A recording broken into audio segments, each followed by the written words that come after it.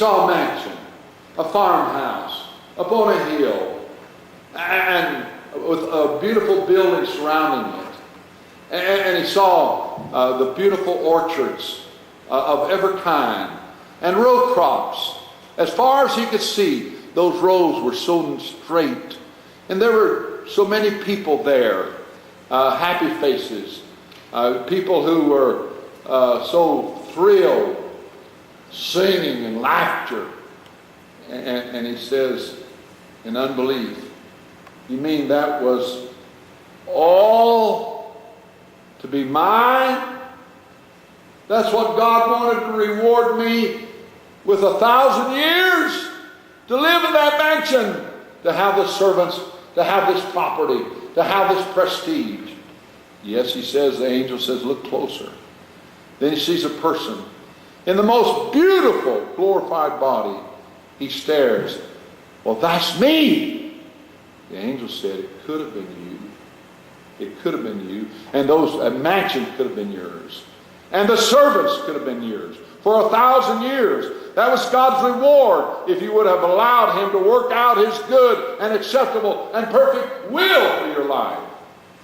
Then he notices a little shack down the hill near the barn. And there was a mailbox in front of the shack. And he looked closer. That's my name. And he says, angel, you mean that's where I'm supposed to live for 1,000 years, that shack?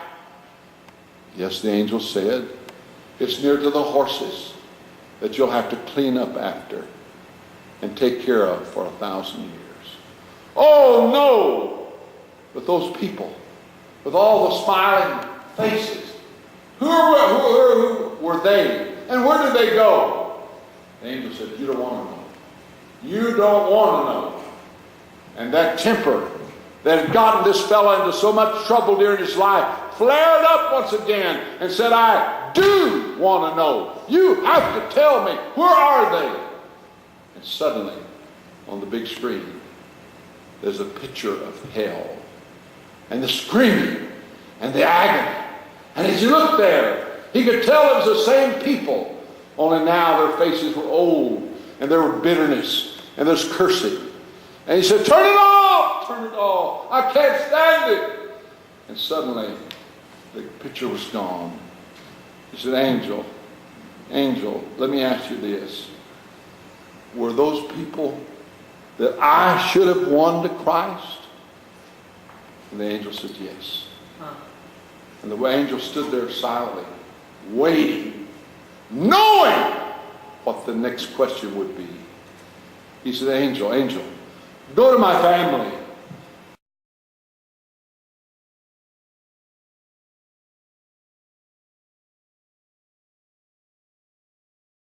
Go to my family. Angel, tell them about this judgment seat. Oh, I got a son, and I got a brother, and I got friends. I don't think some of them are saved. Go tell them about this horrible place. Angel says, can't. He was to send somebody. He said, no. If they won't believe the Bible and won't believe the message of salvation, they wouldn't be persuaded though one rose from the dead. Amen. And then he begins to see scenes. There's June 8th. June 8th on the big screen. Well, there's Mama. There's Mama. And there I am. That's me.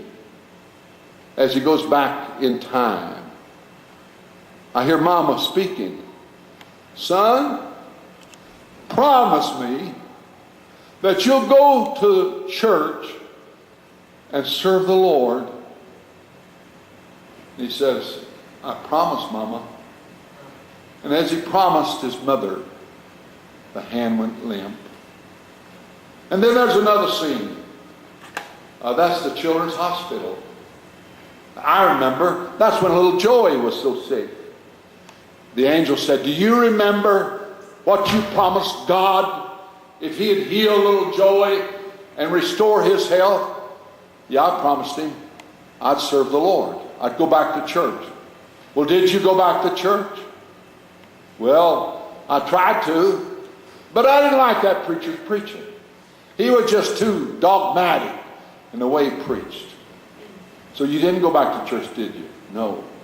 Do you know the angel said, how many times God brought things into your life to turn you back to church and turn you back to living in the light of eternity, to save your life, so that when you stand at the judgment seat, you'd hear, well done, instead of this, thou slothful servant.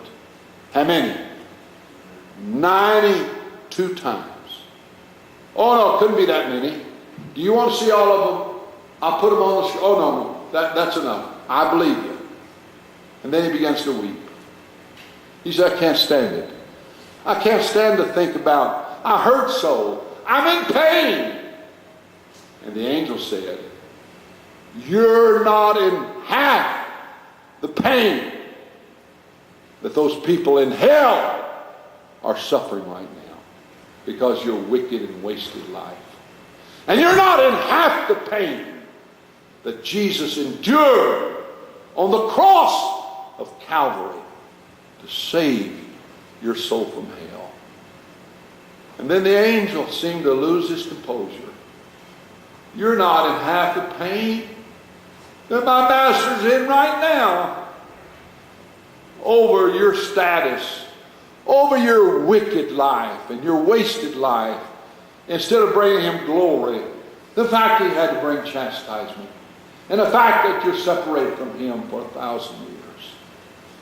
And the man says, oh, I never thought about that. I deserve what I'm getting. God gave me opportunity. God spoke to my heart. I had people praying for me. I had sickness when I had to think about the future. I saw death all around me. And I knew that one day that I'd leave this world. And I never turned back to him. I never repented. I never gave my life to him. So I deserve what I'm getting. Angel, let me just ask you 2 questions. This reign 1,000 years, did you say it'd be a peaceful reign? Did you say Jesus would be Lord of lords and King of kings? There'd be no death, no war, no heartaches, no tears? Yes. Angel, did you say at the end of the 1,000 years that all the former things would be forgotten, and that the tears would be wiped away from our eyes, and that plane would come back and carry us over where God will be our Father, and where we'll live in that wonderful paradise of God forever and ever and ever and ever, and have no heartache or tears? He said, yes. He said, angel, I'm ready to go now. Take me to my place of servitude for 1,000 years. My friend, before we close the message, there was a final flight delayed. We just had an anniversary of 9/11. A young man overslept. He woke up, he was late to work. He got up, he rushed around. Before he got to work, he heard on the radio that a plane had come, and 2 planes had come and crashed into the Twin Towers. And upon learning the very place, the very floor where his office was the very place that plane hit. God had pulled him off the final flight. There's a relative of mine years ago was a great preacher, but he had different disappointments.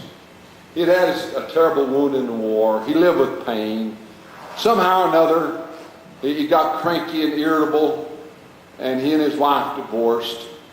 And he began to defraud people and began to be dishonest. And his life became a shambles.